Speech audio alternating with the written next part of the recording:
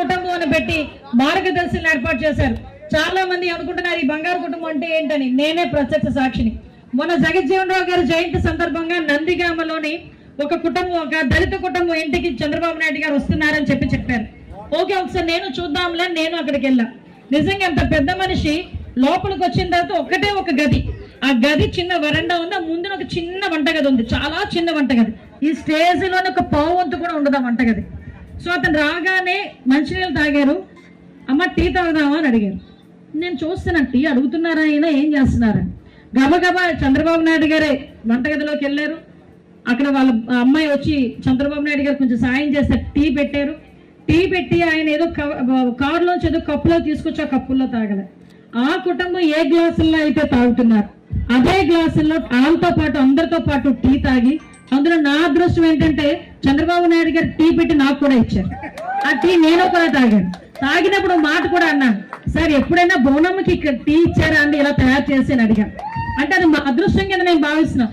అంతటి మహానుభావుడు, అంతటి విజనున్న నాయకుడు ఒక సమానత్వం చూపించడానికి తనే ఒక మార్గదర్శిగా ముందుకొచ్చి ఆ కుటుంబంలో ఒక మనిషిగా స్వేచ్ఛ సమానత్వాలు ఉండాలని తెలియజెప్పడానికి ఒక ముఖ్యమంత్రి స్థాయిలో అతను వచ్చి ఆ కుటుంబాన్ని ఆదుకోవడానికి ఒక మార్గదర్శిని తీసుకొచ్చి ఆ కుటుంబాన్ని ఈ రోజు నిలబెట్టే పరిస్థితి. ఎందుకంటే జగజ్జీవన్ రావు గారి జయంతి సందర్భంగా, అంబేద్కర్ గారి జయంతి సందర్భంగా ఒక మెసేజ్ ఇచ్చిన పరిస్థితి కూడా మనం చూసాం. ఈ రోజు అంబేద్కర్ గారిని రాజ్యాంగ నిర్మాత కింద మనందరం కూడా కొనియాడతాం. ఈ రోజు నేను గాని, ఇక్కడ మీరు గాని, రాబోయే కాలంలో ఇక్కడ చదువుకుంటున్న పిల్లలు గాని ఎవరైనా ఈ రోజు కడుపు నిండా భోజనం చేస్తున్నామన్నా, ఇక్కడ నుంచొని మాట్లాడుతున్నామన్నా ఆ రోజు అంబేద్కర్ గారు పెట్టిన భిక్షగానే మనం భావించాలి. ఈ రోజు అసెంబ్లీలో నాలాంటి వ్యక్తి, ఒక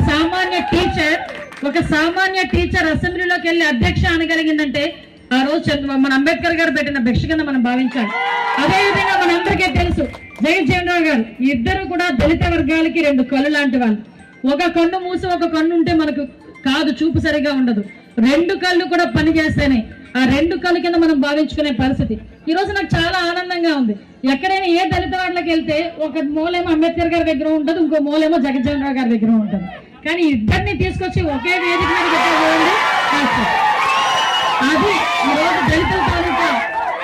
అది ఈరోజు దళితుల తాలూకా ఐక్యత అని మనందరం చెప్పాలి.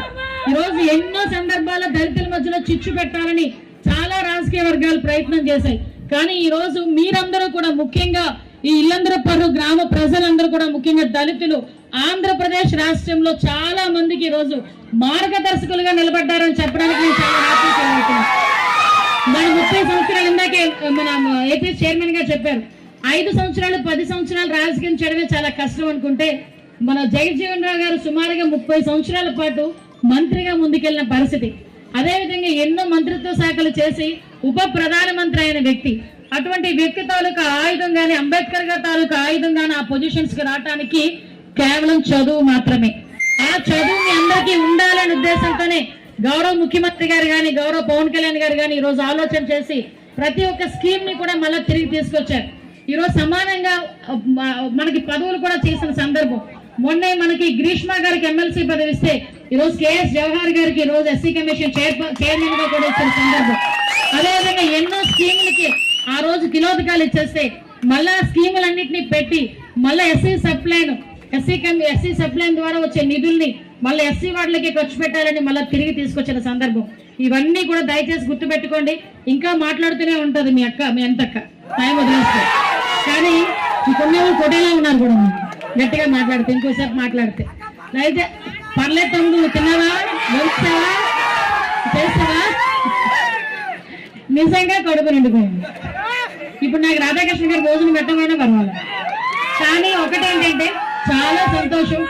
ఒకటే చెప్తున్నానమ్మా, విగ్రహాలు పెట్టేటప్పుడు ఉన్నంత శ్రద్ధ ఆ విగ్రహాలు మనకి ఇచ్చిన మార్గదర్శకాలను పాటించడంలో కూడా ఉండాలి. మీరే ఆదర్శంగా ఉండాలి. యువత చెడిపోతున్న, ఎవరైనా పక్కదారి పడుతున్న యువతకి కూడా ఇప్పుడు విగ్రహాలు పెట్టడంలో చూపించిన యువత మీరందరూ కూడా వాళ్ళకి మార్గదర్శులుగా ఉండాలని మనస్ఫూర్తిగా కోరుకుంటూ, ఆ విగ్రహాలు పెట్టడంలోనే చాలా పెద్ద మనుషులందరూ కూడా చేసారు. మీరందరికీ కూడా మరొకసారి దళిత వర్గాల తరఫున, రాష్ట్ర ప్రభుత్వం తరఫున, ఈ ఎమ్మెల్యే గారి తరఫున కూడా ధన్యవాదాలు, నమస్కారాలు తెలియజేసుకుంటూ సెలవు తీసుకున్నానమ్మా. జై హింద్.